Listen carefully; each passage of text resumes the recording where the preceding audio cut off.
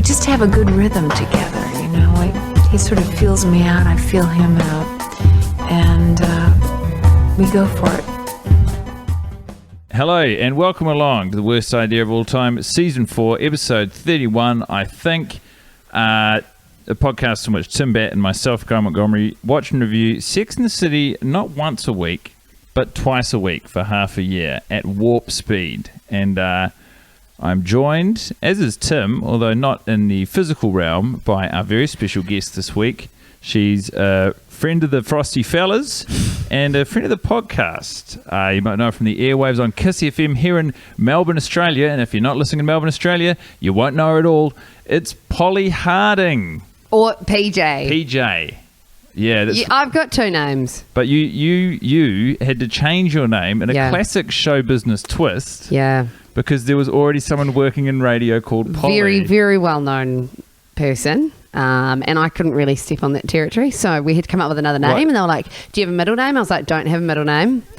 It's very short-sighted though, isn't it? Because with due respect to Polly Senior, yeah, your meteoric star is on the rise, and I can't remember the last time I heard from her, but she started writing some pretty fucking out there columns in the newspaper, I think. Do you remember any of those? She did, didn't she? Yeah, man. Just now, because you brought it up, I forgot about that. Pauline Gillespie's her name, if you want to look her up, and that means that PJ will now no longer participate in this conversation. No, very great broadcaster, very successful. I just didn't want to walk into any territory. I was very young. I was a young gun, and just thought I'd change my name, and here I am. But so now, for example, I've known you since we were much younger, and I've always known you as Polly. Before you were media personality PJ Harding, you were my cousin's friend Polly Harding, and then now it's taken hold to the point whereby you are as much PJ as you are Polly. It's weird. That is weird. PJ used to be the cool version of me. What, in school? No. Or professionally? Professionally. Like, it was the cooler version, more censored and stuff. But I could only keep that up for like a year or two, and then the real Polly came through. So I don't even know which one's cooler anymore. Isn't that when you break through to another level of like broadcasting and skill, is when you're like, you let the front down, you go, and by the way, I'm actually incredibly complex because people contain multitudes. That's it, Guy. That's exactly what's happened. Yeah. Yeah. How are you going, Tim? I'm going all right, just enjoying the banter, to be honest. PJ and I have an origin story as well, because we used to work for the same company. We were at different radio stations, but we worked for the same company. We did a podcast together, Tim. We did. It didn't do very many episodes. I'm not sure if it ever got online either. What did we even talk about? What were we talking about? I would love to hear about this. I've probably got it somewhere. I think... God, I can't even remember what we talked about. It's probably... Did it have a name? Fuck. It's hard to... I reckon I'll have the file somewhere, and I reckon I'll definitely never put them out. Obviously groundbreaking stuff. Yeah, between you, at least you can remember the premise, a whiff of a premise. So it's Tim and Polly, or PJ. And Will was there too. And a guy called Will. And a guy called Will. And what would you talk about? Being young. I'm assuming pop culture. I think it might have been around pop culture, which I know nothing. I literally know nothing about. Well, it's a crying shame this podcast didn't continue, because it sounds like you guys had a real rapport, a real chemistry, and a red hot premise to tear into. God, I miss that podcast. Week in, week out. Yeah, you miss it so much you've literally erased it from your memory. There's a better recent we're not PJ and Tim story, which is that sorry, Guy, I can't hear you very well because of how we're talking to each other. So I'm just going to probably run roughshod over a lot of what you say. So you can kind of just fucking deal with that, my guy. But PJ and I saw each other probably about a month ago at the airport. Because didn't you like just post on Instagram that you were getting quietly slammed by yourself at the airport because you had a flight delay? Yeah, so I was flying into Auckland and then to Wellington or Christchurch, but the flight was delayed because there was rubbish weather. And I was at the pub drinking beer and I was like, what do I do? Put it on Instagram, see if anyone's around. And then Tim literally walks around the corner and he's like, hey, man. And I was like, hey. And, well, you know, for fear of repeating the same mistake I made in asking what your podcast was, what did you two talk about? It was the best use of Instagram stories ever, because it wasn't that I just turned up in the real world. It was I was just flicking through my phone because I got to the airport too early, and you popped up. You're like, I'm bored and just getting quietly drunk by myself. Yeah, I'm so glad you came along. We had a grand old time together, catching up. You know, when you drink in public by yourself, it's frowned upon unless you're at the airport. Yeah, in which case the logic is, well, it's evening time somewhere, so fill your boots, mate. Is that what it's about? Is it cool to be alone at a hotel bar drinking? No. Do you know, I've always thought it is, though, because of movies. You see that, like, you often see the lead character having a drink by themselves, and they don't even go on their phone. They're not reading or anything. They're just sitting there with a drink, and you're like, oh my God, what an intriguing and brooding figure. I'd love to try and emulate that. And then you go sit and have a drink by yourself in a hotel bar, and you look like a fucking psycho. And especially if you don't have a phone or a book. They're like, okay, well, this person is planning to kill all of us. So true. It's my safeguard. Like, if I go out for lunch, I have to have a device in front of me. I always try. It's just your backup. I only go without my phone because it's the only time I get to where I'm not, like, where if it's not physically on me, I'm not going on it. But if it's on my person, my muscle memory drives my hand into my pocket. But anyway, that's all by the by. So you guys caught up. Is if I'm catching the wind of this conversation correctly? The three of us have been talking for about 8 minutes. So far, we've covered a podcast we can't remember and a shared drink at the airport. Well, you know, it's the good stuff. Yeah. Chewing the fat, my friend. This is straight off the top shelf with PJ Harding. Can I just say this? I love PJ so much. Quality of my banter. Why didn't you marry her then? From years and years ago, because PJ also used to come on the TV show, which is how Guy and I met, the one that Guy used to host. Yeah. PJ had a segment, I had a segment, and I always knew you were going to be a star, Paige. So I'm delighted to have you on, and I cannot wait to crack your head open and scoop out your thoughts. That's the worst metaphor I could have imagined on Sex and the City, the movie. I'm thrilled to be here, and thank you so much for the kind words, Tim. I really appreciate that. Well, so we've just finished our screening. We watched it together. It was wonderful for me to be in the company of someone else. Guy ruined it because he sung over all the music, trying to show off that he knew all the lyrics to every song, even when it was a song that featured on the TV, on the movie. Yeah, it's cool. I'm cool. And I'm quite relaxed too, which I think is what a lot of people like about me. But so as we were watching it, I said to you, Polly, Tim, when we talk to Tim, he's going to be really depressed. Yeah. And before we talk about our viewing experience, I just think it's important to check in, Tim. How are you? How was your watch? I'm doing okay, but do you know, this hasn't happened before, but this is how much I didn't want to watch it, because I knew I had to watch it last night, and I didn't. I went, fuck this, I'm going to watch some Netflix, I'm going to be nice to myself and just give myself a goddamn break. I've been working very hard on this. Hashtag self-care 2019. That's it. That's what I'm all about this year, PJ. I've been working on this bit of work, and it just took up the last 2 weeks. I've been doing nothing but, and I'm very unhappy with the finished product I've produced anyway. It's a script, by the way. It's a pilot script for an idea I came up with, and I finished it, and I was like, this can't wait to read it. God, it sucks so much. It's terrible, but it's submitted now. It's like finishing an assignment at university, and you just get to the end, and you're like, this doesn't even make any fucking sense, but I guess I'm out of time now. Oh, that's so hand it in. But you probably just read it over and over and over. It's probably not... It's an important part of the creative process to believe that you have no value and that you suck. Yeah. Isn't it? So I was like, fuck it, I'm going to watch Netflix. And then I woke up this morning and I was like, you know, I haven't done in way too long, gone for a run. So I went for a little run, and then I got back and I was like, oh, fuck. I genuinely thought you were going to say watched Sex and the City.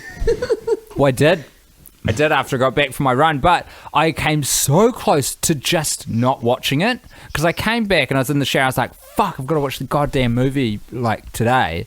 And I was like, what if I just don't? And I won't lie to PJ and Guy about it. I'll tell them what I've done. But what if I just didn't watch it? And I was this close, I feel betrayed. you guys. Oh. I'm not going to lie to you, Tim. I've thought about doing that before. And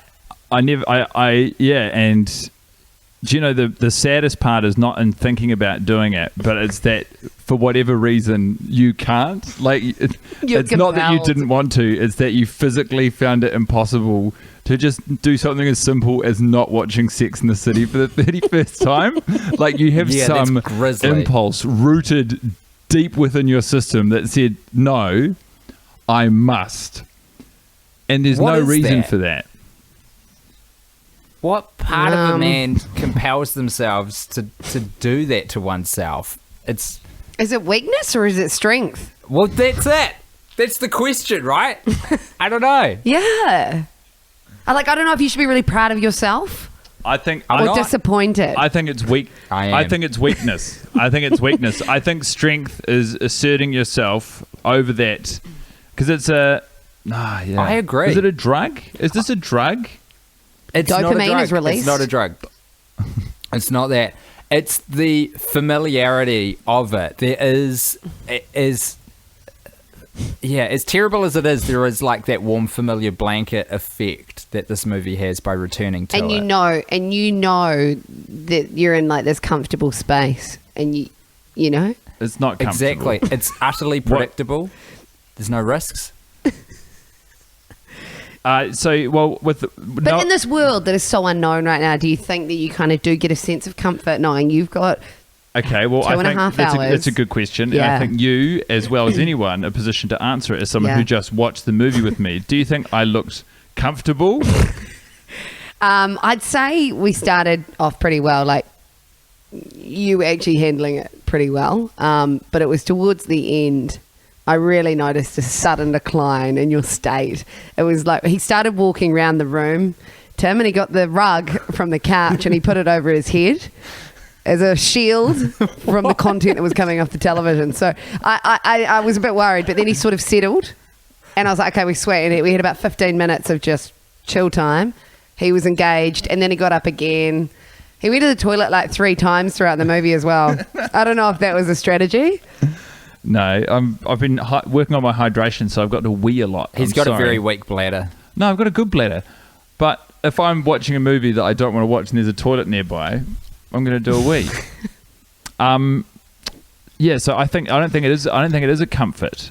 I mean, I understand the logic of what you're saying, but I don't. But routine.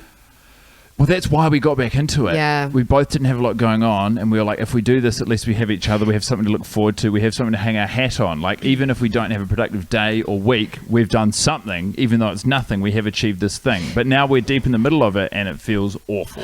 Would you link this back to the concept around you being a vegetarian, which you were saying earlier today, how this is one of the only things you have discipline within your life, and so much like Sex and the City, you do it because you feel like you've got some sense of accomplishment.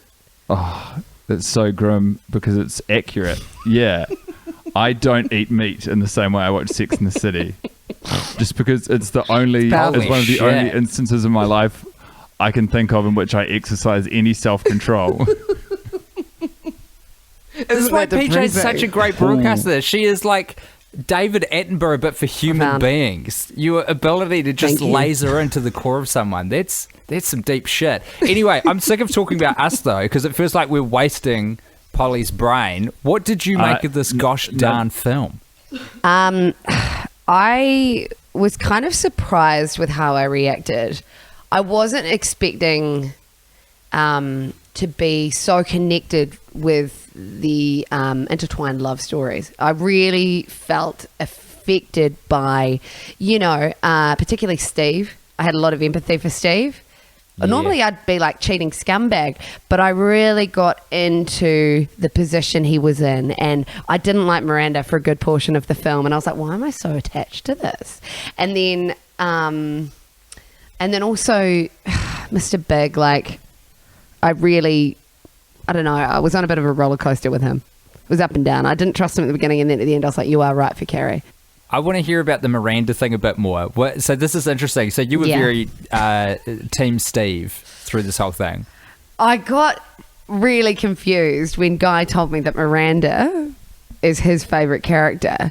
And I didn't make sense to me. And I feel like she's got the least to add. Did you see Charlotte? What about Yeah, but Charlotte? Charlotte's like endearing. Charlotte's endearing and animated. She and is.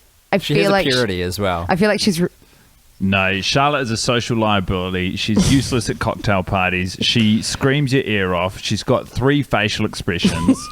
She creates problems where there aren't any, so she can get in that on the was simple. one instance. Yeah. And then she ran around the park 3 times to get over it. And she got over it. I just think Miranda. Well, do you know, I did actually enjoy watching it with you because of the way you observed the interpersonal dynamics. Yeah. And as soon as Miranda misspoke at the rehearsal dinner, you were saying, like, that night, you were saying, oh, no, it wasn't that night. It was after Big Jilts Carey, when they were all sitting around. You were saying, you were urging Miranda, you were yelling at the like, screen, tell her. And she doesn't. And then every time you see them, you'd be encouraging her to tell her. And so, I mean, I like her not just because of Sex and the City, but because of Sex and the City 2. I've built up a camaraderie. I think of all the 4 girls, she shows the most empathy and carries herself with the most grace and compassion. She's intelligent. There's motivations for her actions. Yeah. Hold the It's phone. not- You're it's just not- throwing words out now. I didn't really see She's not- much compassion throughout this not film, in- to be honest. No, not in Sex and the City, but in Sex and the City 2, she does show compassion, and there's a hangover of that for me. Right. Where she displays it. Like in Sex and the City 2, I might be misremembering, but I just don't think all of the other characters were so obsessed with their own Lives. problems. And Miranda, I specifically remember when Samantha gets caught having sex with Dickbot down on the beach, she rises to the occasion. She's her lawyer. She really takes it on. Like, and even when Carrie's having problems, you know, her and Samantha are working together to solve the problems. I just think it was nice watching with you because you were highlighting flaws that I had maybe chosen to ignore in Yeah, Miranda. I just feel like you were She's- viewing her through rose-tinted glasses. She's stubborn, and her refusal to even, accept the idea of receiving an apology from Steve. Like, you were so on the side of Steve, and I love Steve as well. I was. I that surprised me a bit, but I think I was because, you know, they were talking about the marriage vows and stuff, and she was saying, you know, you've broken this one, but then he went through to point out she'd broken all this other stuff. You know, she was mistreating him, and that's what led Steve to the one action, which he came clean about straight away. What about the other vows? What about promising? Exactly. What about the promises? You know, and she wasn't displaying the behavior that she had once promised him. So I think it really put you in the shoes of the perpetrator. Is that the word? The perpetrator is the person who did the misdeed. Yeah. So that's Steve. Perfect. Yeah. And so, and also you trusted Steve that it was a one-off misdemeanor. I did. I probably trusted him a little too soon Do you- in the piece. Do you think he's a hottie? I think it's because he's got glasses. Yeah. I used to think, do you know, when I was in school, I used to think that people in glasses couldn't do anything wrong. I think that misconception is like traveled with me because Yeah. I looked at him and I'm like, trust him, Miranda. He looks like Stuart Little. He does look like Stuart Little. Grown up.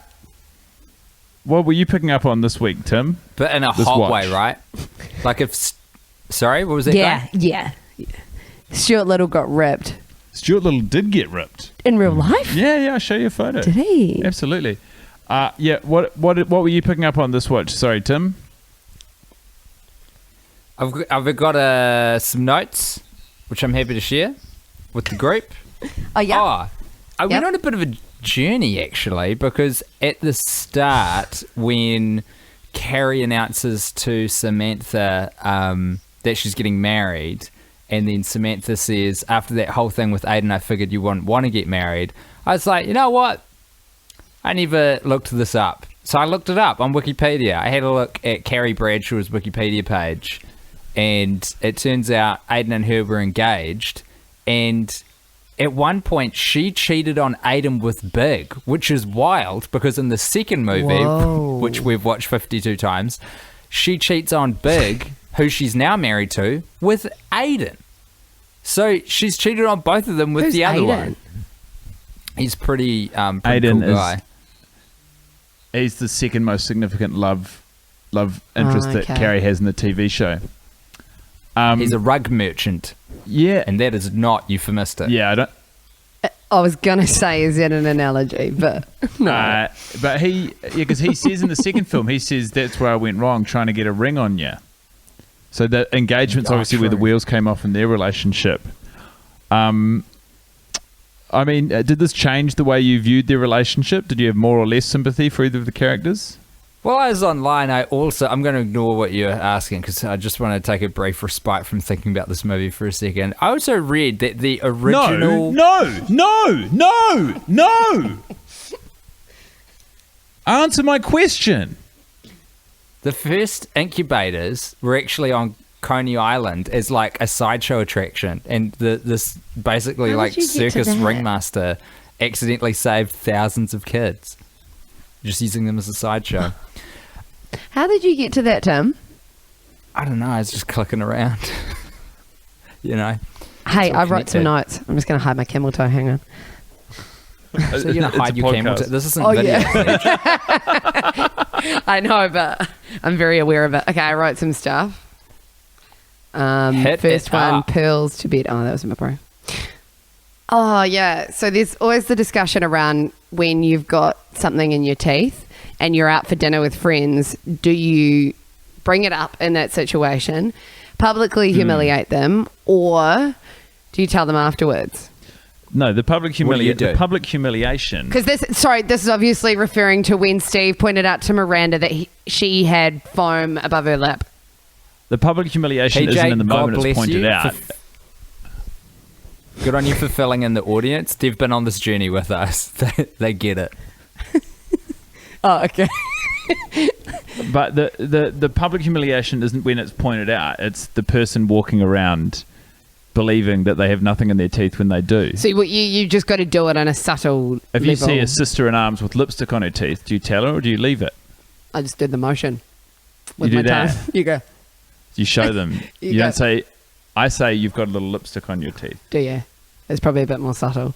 I just do the big licking my lips, licking my teeth, and then everyone else is every like, ti- "What is she doing?" Every time. You don't leave it. You point it out every time. Me? Yeah. No, that's the thing. You'll Sometimes- leave people out there. Yeah, Hang them out to dry. sometimes it's too awkward, and I don't want to make them feel bad. So I just Do you know what feels worse than being told having a that massive bit of coriander on your front two teeth. You know what feels worse than someone telling you that? Is like going home 4 hours later I know, and seeing it. but that's why I wanted to raise it. You know what? Yeah, is it? Do you whisper in their ear? It doesn't need to be such a big thing. You can just say, hey, I think Steve handles it brilliantly. Steve handles that whole situation brilliantly because Miranda's really tightly wound. And also, actually, I'm going to insert my... Glad you can acknowledge I'm that gonna- she's tightly wound. in that You're moment, now she is. no longer looking at her through rose-tinted glasses. I'm going to insert my shining light. I hope you can hear this, Tim. But it's when they're at the Really. restaurant and Brady says, I need to go to the bathroom. Yeah. And the way he says it and the timing he says it is exactly the way that a child and only a child can say, I need to go to the bathroom seconds after they've already soiled themselves. Exactly. So Shit, yeah. he's like, he's pretty much saying I shit myself. But it's very sweet. We've talked about that quite a bit, eh? Like far earlier on in this season. He's trying to make it like it's just fresh course, off his mind today. It is. I genuinely don't know that we've spoken about that already. How am I meant to remember? I'm not going to listen to this. I got kind of some flashbacks when I was watching Charlotte in Mexico. She drank the water and then she shat herself. And I had a similar situation in did. Bali. do you know that what I Do love is this tell, podcast? please. I've shared some stories of my own, but this podcast has really become a safe space for people to talk about shitting themselves. It's therapy. It's cheap therapy. Nah, I was in. It wasn't as bad as Charlotte's, but I was in Bali, and everyone was like, just be careful of Bali belly.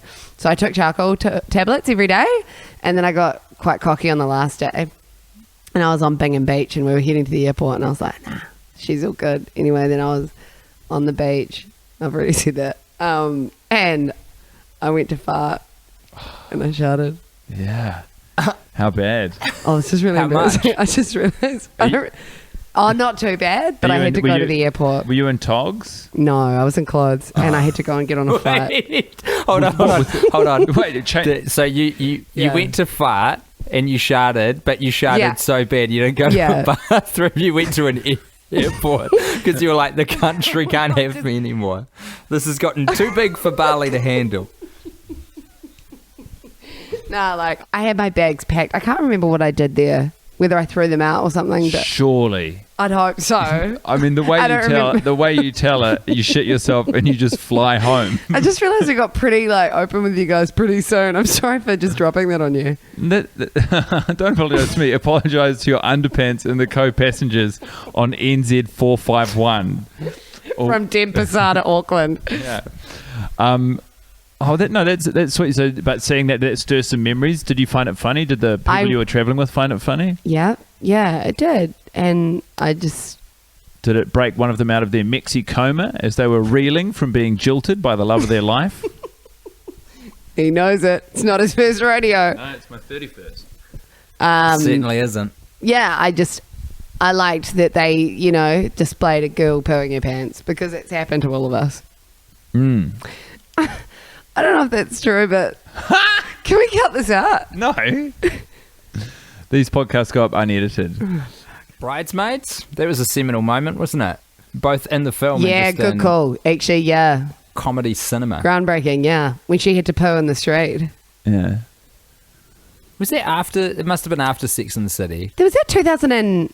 Feels like Was that it feels 2010? 10 or 11. Yeah. Kristen Wiig was big. Yeah. She's sort of been behind the scenes for a while now. I haven't seen a lot of her lately. No. What other notes did you take? So far we have. What was the first one? The first one was pointing out the thing in the teeth. And the second one was that you shit yourself in Bali. Correct. PJ, I'll throw you a note I've got, and you can just see what sort of go. self-generates from that. Yeah. Are you ready? I don't usually clear my throat before these because they're not very important. What have I written here? To hear the conversation between Louise and Carrie at the bar about how love is the thing, Oh, yeah. Oh, that was just... Okay, this isn't really anything, but just that point in the film, so we've gone through so much already. The wedding's off. Yeah. Steve's cheated. The girls are in a bad way. Samantha's in Hollywood, not necessarily loving it. There's trouble in paradise all around. And we've been introduced to this new character as well, Louise from St. Louis, and they're at the bar, her and Carrie, discussing their respective heartbreaks. Oh, is that when... Yeah, so that's when she's like... Carrie sort of decides to not focus so much on herself, and she's like, Louise, there are other problems in the world. I'm going to take you out for a cocktail, gal. For about 45 seconds. Right. And before I get to... the point I was going to make there is I looked at the timer at that point. There was still an hour to go. And I was like, fuck right off. You got to be joking me. But you've just reminded me, PJ, of... on the Wikipedia page, it's really interesting for Carrie Bradshaw. They've done a lot of comparison between how she was interpreted as a character and how important she was in television and all of these awards that the character won at the time. It's like, TV Guide's top 10 most influential characters of all time, and Glamour magazine, like best female character on television ever. At one point, Sarah Jessica Parker was the highest paid television actress of all time. She was getting $3.14 million an episode of Sex and the City. And then there's all this retrospective look at the series, and particularly at the protagonist, Carrie Bradshaw. And people are like, oh, she was a garbage person. How were we tricked so easily? And it's really interesting that she was so worshipped when the series was new. But in retrospect, everyone now is like, she's self-centered. She's horrible. She's so unfaithful to her partners. Like, she just cheats on every single one of them multiple times, and she makes everything about her except for right at the start of the first season. But apart from that, it's just all about her. Sarah Jessica Parker is included in the people who have looked back and said, I think, the show would be different if it was made now. Oh, it'd be made very different. And, I mean, the other thing, I think part of the reason, this is sort of difficult to resolve, I guess. But like, I think part of the reason why she was such a seminal character and she had like, and the show had such tremendous cut through, is because they didn't sand off those edges, and it was like you're finally, you know, because everyone, all of them have flaws. Yeah, like you're seeing a character who's round, like, you know, who's fleshed out to the point where you see all of the things about them which make them imperfect. And I think especially with, you know, characters that were women on TV shows at the time this was coming out, it was such a rarity, and to see a show driven by someone who was so flawed, you know, who was a woman, made it really like exciting and fresh. But the idea that is the greatest, I mean, if I don't know that the characters where she's being adjudged the greatest character on TV, say by Glamour magazine, that isn't a celebration necessarily of who Carrie Bradshaw is as a person, but just the character itself. I don't know. I didn't read the Wikipedia page. Yeah, I mean, is it the idea that she's, you know, a female in New York doing it for herself? She's independent. But then, like, I was saying to Guy, how was she so wealthy? Like, was she? She's written 3 books, I think. How the hell could she afford all of those things? What were you going to say, Tim? You're being too... you're defending these women too much, I think. You're extending too much leeway. Like, I'm all for flawed characters and multifaceted characters on the box, but it's hilarious to me that she's been outed as such an asshole. Like, after the glow of the show has gone away and people have re-examined the character. It's also not like the show was made in the 50s. I know, but I think I haven't watched enough of the show to know. I mean, I'm on the record, I'm pretty sure. If you look back, there might be roughly 83 instances of me saying this, that Carrie Bradshaw, as represented in the movies, is an abomination. She is a disaster, one of the last people you'd want to be in a relationship, let alone friends with, because she's entirely self-centered. But I feel like that's part of why the movies didn't go well, is because, you know, they took this sacred thing and they sort of desecrated it across five hours is the runtime of both movies, which is insane. You know, like, we don't have another season of the TV show in us, but we do have that amount of time in 2 movies. That's bullshit. But yeah, I mean, what were you going to say? Well, I was just going to say hindsight's a beautiful thing, though, and it's coming out now with so many sitcoms and shows and movies that were from, you know, the 90s and whatnot, where we view everything so differently because of what society's like. And I don't know. I mean, I don't know if that's so specific to this. With all her flaws and that kind of jazz. But it is that stepping back with hindsight. Time is unforgiving, particularly towards comedy. Yes. Comedy ages faster than anything. Doesn't it? It ages like an avocado. Rapidly. It's good for a while, and then you open the fridge door and you go, I can't put that on anything. I had an acidic avocado the other day. Oh, do tell. It was really disappointing. I went to one of these cafes, which was allegedly the best smashed avo in Melbourne, and I got it on a day where the avo was far from supreme, and it was acidic. Like, it actually, I didn't know there was such a thing. It almost tasted like there's alcohol in there. Yeah. Anyone ever had one of them? I can't say. Are you a bit of a foodie, Paige? I like to think so, but I'm not really. What'd you make of the food in the film? Okay, well, I thought initially when they were out, when she was out with the girls having some drinks, I thought she was eating a hot cross bun on the side plate.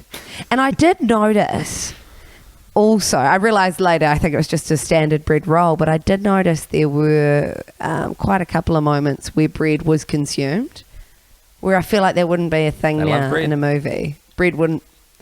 They love bread. She was snacking on some toast. I was like, would you really be snacking on toast? I feel like you'd be having a smoothie. Ah, wow. You are really in food. That breaks my heart. Yeah, I mean, look at her. She's not having toast for breakfast. I love toast. Why? I love toast too. But realistically, she's like in ridiculous shape. I have toast for breakfast. I look like Carrie Bradshaw. What do you have on your toast? You don't look like Carrie Bradshaw. Olivano at the moment, because avocados are like $6.50 each. Oh, that's steep. Those seasonal New Zealand prices. That's a news story. It was once. I can keep throwing you notes, PJ, but first I want to ask, how many countries have you shit your pants in, do you think, total? Just like off the top of your head. Pants or or what? Unplanned? I think Unplanned. shat yourself. Twice. 2 countries. 2 countries. Bali or Indonesia Yeah. and Not telling. Because it was Australia. really... not telling. you moved here how long ago? Australia. I don't want to do this. In the last 2 I don't wanna years. do this. It's okay. No. I shit myself at the end of last year. Did you? Yeah, yeah. Same. Ah, there you go. Nah. What was your other question, Tim? I didn't have another one. It was that. I've just got some other shitty notes. Oh, man. The bit where she was picking assistants and said it was on Louise. It was the only bit I did this because it's kind of an insane thing to do when you're by yourself. But I actually yelled at the screen, pick Paul. I want to see Paul do this job. Yeah, with the shoes. He would have really brought some flair to the It scene. would have been so much fun. I'm glad to hear that you were supporting the idea of the movie deviating from its norm, Tim. That tells me that we are operating on the same page, which is one of depravity that is no longer, bound or tied to, the core tenets of reality. That to me is really exciting. And while you boot up your next notes, Polly, I just would like to throw a segment to you, which I Okay. told you we were going to do. Yes. Now, this is called Outside the Lines with Right. Polly Harding. Yep. And after Carrie sort of tries to coyly refer to the fact that her and Big have an active sex life in which he rarely stays inside the lines, can you please tell me, as you Rarely. understand it, Yeah. what... really, R-A-R-E-L-Y, what that means? Initially when I did hear this quote guy, I was led to think that he's adventurous. He doesn't stick to the norm. He likes to experiment when it comes to making love. But then I thought of it again, and I was sort of led to believe that perhaps. How do I do this in a PG kind of way? This is not a PG podcast. I just think maybe he is ejaculating all over the room. Yes. That was sort of my other option. I think option 1 is probably more likely, but What's option 1? Option 1 is that he's just experimental. Option 2. There's nothing more experimental than pulling out and coming on the curtains. What's more they go experimental hand than in saying, hand. instead of being the lover of a lifetime, I'm going to Jackson Pollock this apartment? I don't know. Am I allowed to ask your interpretation? Oh, yeah, of course. But you guys would have shared it on the podcast many times, so it's probably just going over all ground. Well, no, I think... Tim, what's yours? We are all on the same page here, Pidge. There's no other way to read it, I think. Really? Absolutely. It's the only way for it to be interpreted, which is what makes it such a standout line. Because she's like, tell us how often you have sex. She's like, no, a lady never kisses and tells. I couldn't. She's definitely doing some dodgy stuff. I couldn't possibly soil the sanctity of my relationship with Mr. Big by telling you any details of our private life. But I will say this: when we have sex, the man comes like a racehorse on anything in arm's reach. Oh, I'm so glad. I was so worried you were Can going I to have ask the a two deep... of you a question? Yeah. Sorry, Polly. The lag on this is insane. This vocal has been particularly, a lot worse than usual. So, you never stop down to me.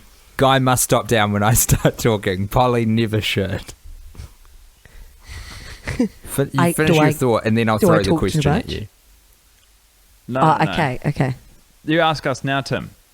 Yeah, I have. I've really hit the brakes on it now. So, has this ever bugged you, Guy, in your previous watches? And did you notice this, PJ, on this watch? It was so. This is the bit where we are in New Year's.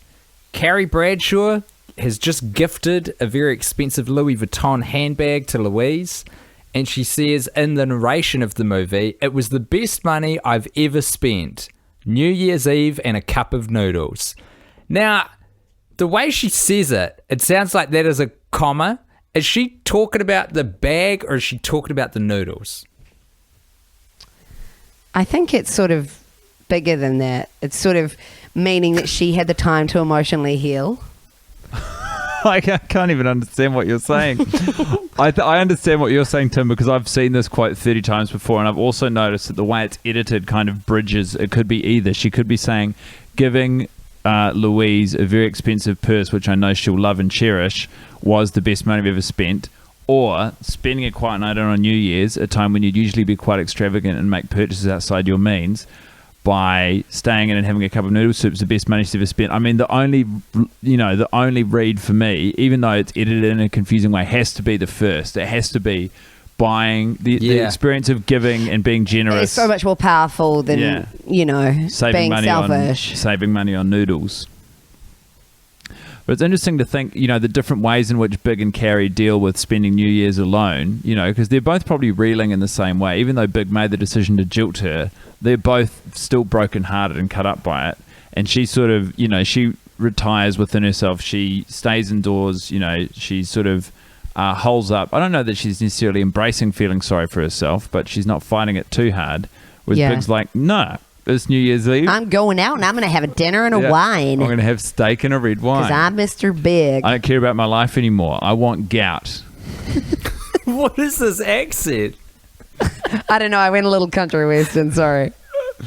But do you know what? Every time, I got to be honest, every time I watch the movie, I think of the song, I'm the one who wants to be with you. Be with you. Deep inside, I hope you feel it too. Waited all our lives.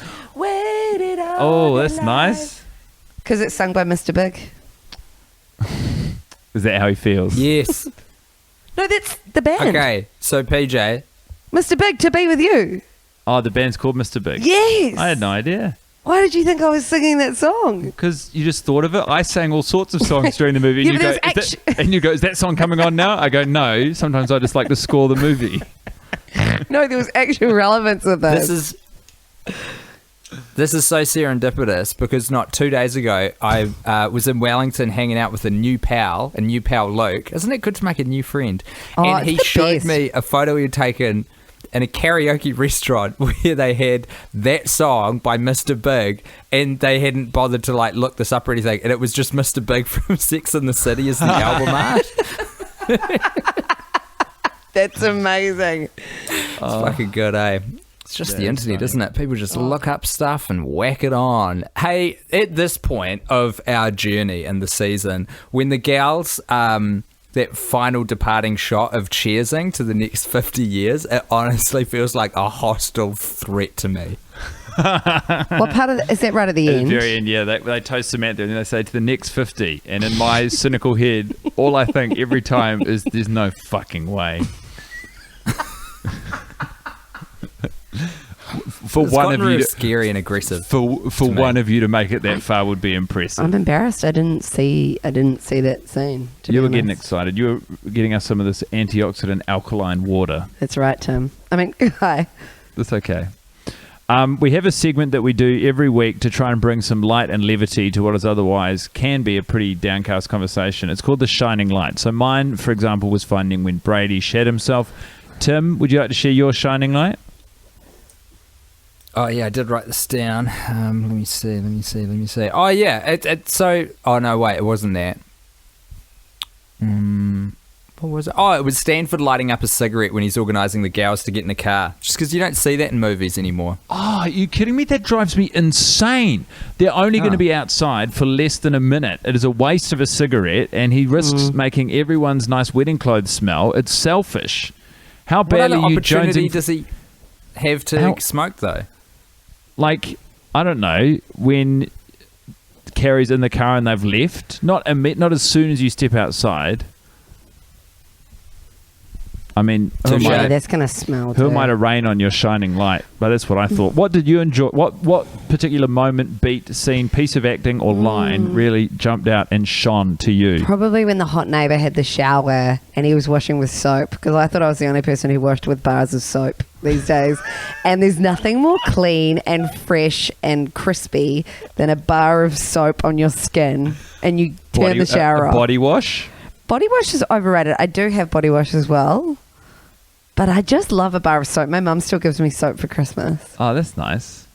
Why do you think people are off soap these days? I think it's because they know where it's going. Where's it going? Everywhere. You know? And like when you find a pube, it's just too much. But And then you start hacking at the soap to get the pube out. well, it is a funny concept though, because like if I stay at someone else's house, I'm going to use their soap. Yeah. You can always But tell. I think it's self-cleansing. I use Is it self-cleansing? No, but I use soap as well. I mean, it's just Surely. like, it's best not to think about it too much. Yeah. You know, when you're trying to get your pubes out of the soap, it looks like Wolverine's been at your place for a shower. So you just hack. Yeah. Hack and you still can't get it. Oh, there's a few snorts now, sorry. No, that's cool. We've got time for one more segment, Okay. and we're going to rip through it. I'm going to John Mayer tonight. Oh, that's exciting. He's a stud. He's hot. I sent him a DM on Instagram Yeah, you did it when you were single. when I was single. PJ sent John Mayer a very thirsty message on Instagram. My friends are like, the best part about this is you thought that he was going to reply. He's got over 4 million followers. He might have. He didn't. I'm sorry to hear that. But the segment is pretty much Tim and I are very wealthy Hollywood movie executives. We're sitting on bags of money. Yep. And you are an exciting young filmmaker who's got a fantastic idea for another film set in the Sex and the City universe. So you're going to come in shit. and you're going to pitch the sequel to us. You're going to pitch the new Sex and the City movie. Okay. And depending how it goes would depend how much money we may give you. Right. Okay. So I'm just doing this now. Step into my office. Hi. Whoa. I'm married. So am I. My name is Melissa. Oh, hi, Melissa. I thought we were meeting with Polly Harding. Hi. I'm Polly. What a fucking block from the supposed professional improviser here. Okay, Guy, so it's Melissa. am I Melissa or Polly? Because I'll go with one of them. Sorry, you. I feel like I can play a bit more when I'm not myself, so I'll go as Melissa. Okay, great. Hi, I'm Melissa. Melissa. I'm Melissa, and today my proposal consists of the main protagonist being Samantha, because I feel like she has got the room to really delve into. I think that Samantha has got a cafe, and it's a French bakery-styled cafe. I like pastries. And she's going to Paris. to do some, Melissa, can I just please press pause on this? yeah. We cleared our schedules for this meeting. We were assured that you had a pitch of the highest quality for Hear the me next out, film. It Steve. does feel somewhat. Did you just call me Steve? What was your name? Guy. Okay. Hear me out, guy. So she started this bakery after having a bit of a midlife crisis. She's just turned 50. So this is the year after the first. When's the second movie? 2008. Oh, 2010. Okay. Well, this is after that. She's decided that food is the key to her heart. She decided she had a problem with sex. So she's gone to the patisserie. And she goes to Paris to do some research. Yeah. When she's in Paris, she gets out the cab and a guy is cycling past and he knocks into the door. And she goes, "What are you doing?" Fuck. And he goes, "Oh, parlez-vous le français?" Oh, no, wait, Do what's you sorry? speak French? No, what's sorry? Je suis désolée. Yeah, yeah. Je suis désolée. And she goes, "Bonjour." And then anyway, she's holding some pastries. He knocked them out of her hand. She's just arrived in France and she steps out of the cab already holding pastries. She got some at the airport. And, Guy. Steve. and then, long story short, they end up eating snails together. Long story short, this is your movie. This is the long story short is the pitch. Carrie happens to be working in the restaurant. What restaurant? Her and Mr. Big split, and Carrie Oh, So Carrie had carried. It is a no from me, dog. I've heard enough. Just hear me out. I'm listening. Okay. So they were eating escargot in this cute little restaurant, and all of a sudden, out of nowhere, Carrie comes with a plate of whiskeys, and then she's like, "Where have you been the last 5 years?" A plate of whiskey. And Spilling all over the edges. Saucer of milk, but it's a liqueur. I mean a tray, okay? No. A tray It's a with plate of whiskey. No. You had me a plate. How is Carrie employed? You've been working here for 5 years, Ms. Bradshaw. But initially Samantha didn't recognise her because she got a really short haircut. She was like, "Carrie, is that you?" And Carrie's like, "Yes, I've been here for 5 years." And then they start chatting. Hold on. And they're like, "We should go What home." restaurant are we in? In a French one. In Paris. In Paris. I thought it's just not Samantha's restaurant. It's a different other restaurant. No, she was in Paris doing research Oh, but this is for becoming the quite patisserie. niche. Yeah, and so then anyway, Carrie ends up having some whiskeys with her and this mysterious guy. The mysterious guy actually becomes ending irrelevant, and they decide to go back to New York. And they start a business. No. This character we introduce, it amounts to nothing. Okay. He was just the cute meat so that Carrie and Samantha would reunite. I'm sorry to waste your time, but it's a no from me as well. Thank you so much for coming in, Melissa. Thanks for hearing my story.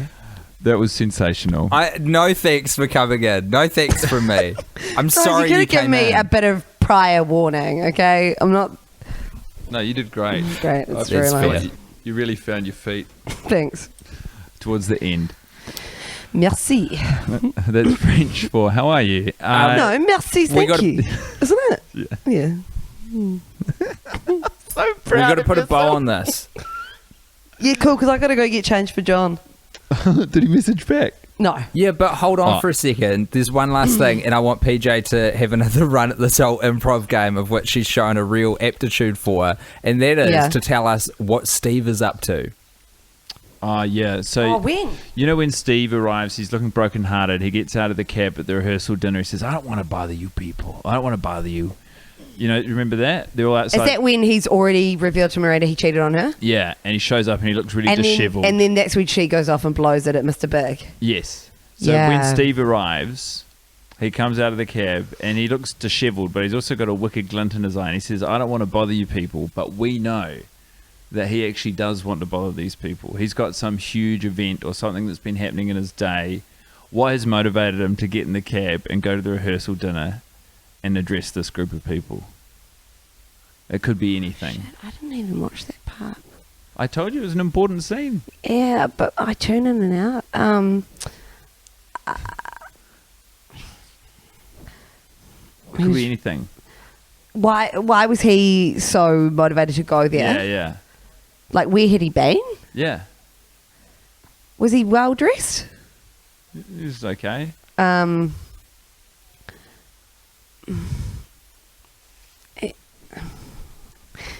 Tim? No, you just say anything. I didn't see it. That doesn't matter. Just say, where do you think Steve's been? What would you like Steve to be doing? Becoming a professional card player. There you go. What did you think? Yes, please. I also thought he was becoming a professional card Are player. you serious? No. Oh. But it's... it's in the spirit of supporting your idea that I say yes. Yeah, that or No, I think we'll put a pin in it there. I think Thanks. you nailed it. You got it in one. What we'll do is we'll play that little last bit of improv at double speed, so it will sound thank you. like it happened at normal pace. Thank you so much, because I genuinely didn't know what point it was. Not at all. Thank you so much for joining us. Thank you so much, guys, for having me. It was a real pleasure. where could people, if they were so inclined to, where would they look you up on social media? Yeah, for sure. Well, Jason PJ on Instagram or on Facebook. Yeah. And personally, if you want to follow selfies and irrelevant content, PJ DJ. PJDEEJAY. Ah, very nice. Tim, do you have anything you'd like to say? Oh, Kiss 1011. It's probably the most important thing. That's our frequency if you live in Melbourne. Yeah, nice. Yeah. Tune in. Paige, did you enjoy this? Did you have fun? Do you know what? I really did have pockets of fun. Oh. I thought the sentence was over, but then you added a little bit more and it became less good. No. Do you know what? I'm not where you guys are at emotionally with this whole experience. So I feel like you guys have got a real head start. And you showed a lot more depth than I did. I was sort of merely tapping into the surface of what is a fascinating project. Hey, well, put in the hard yards, 30 more watches. I mean, you won't have caught up by then because we'll be another 21 watches That's ahead. the thing. I'm never going to be where you guys are. Not with that kind of attitude. The hard You know work, what elbow it grease. is? What? I don't want to add too much more duration, but this is a slightly new idea. Yeah. I think I have watched you, PJ, over the last few years, kind of like sort yourself out. Like you've addressed individual areas of your life. You paid a lot of attention to eating well. You did sort of got into like meditation and yoga stuff. And I think you're in a really good place. And I think Guy and I have been drinking poison for the internet for many years now. And I think it's put us in a very dark space, but it's produced this weird kind of pseudo art comedy project.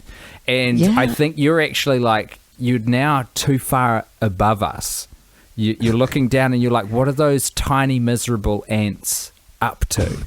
It's That's confusing not true. and it's confronting. Are you comparing me to Raid? Who's Ray, sorry? Raid. Mortine. Oh, no, I'm not saying you're like killing us. I'm just saying you're observing us from on high, being like, this is not a thing. I honestly think it's a thing. It's actually made me realize how you can analyze the most mundane of things in life. And I'm going to have a different perspective moving forward. Hey. Well, we do what little we can to help the world we live in. Thank you so much, everybody. We will be back shortly when we have watched Sex and the City again, and I'm just speaking for myself here because I don't know if we're going to have a guest. We'll be in a markedly worse mood. Thanks for listening. Have a nice day. Frosty fellas, forever. Yeah, frosty fellas, stay chill. We just have a good rhythm together, he sort of feels me out, I feel him out, and we go for it.